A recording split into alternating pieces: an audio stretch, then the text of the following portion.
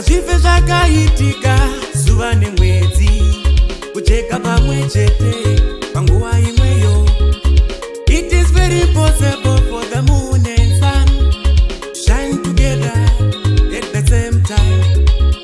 Azvife zvakaitika zuva nemwedzi kucheka pamwe chete panguva imweyo. Chimwe nachimwe denga roti chine nguva yacho. Pane nguva yekudyara pozoita nguva yekukohwa.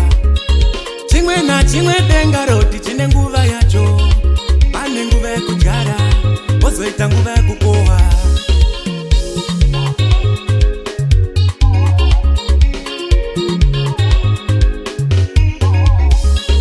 Vari vari pabasa kuronga ramangwana rangu, usandityire zvichandinakira. Vari vari pabasa kuronga ramangwana rangu, usandityire zvichanaka. Vari vari pabasa kuronga ramangwana rangu, usandityire zvichandinakira. Vari vari pabasa kuronga ramangwana rangu, usandityire zvichanaka. My Lord is busy cooking my future. Don't worry about me, everything's alright.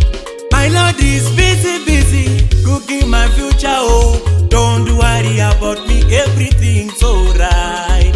My Lord is busy cooking my future. Don't worry about me, everything's alright. Yahweh ari pabasa kuronga ramangwana rangu, usandityire zvichanaka. Vari vari pabasa kuronga ramangwana rangu, usandityire zvichanaka.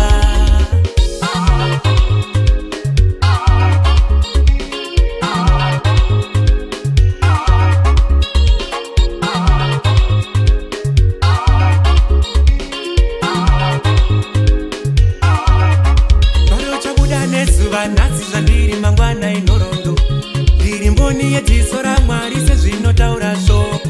Nguva yaMwari yakakosha ndiyo yandakamirira. Rugare ndotanga ndatambura inga vakuru vakareva. Paro chabuda nezuva nhasi zvandiri mangwana inhorondo, ndiri mboni yedziso raMwari sezvinotaura shoko. Nguva yaMwari yakakosha ndiyo yandakamirira. Rugare ndotanga ndatambura ndichapfuma rimwe zuva zvangu zvichanaka.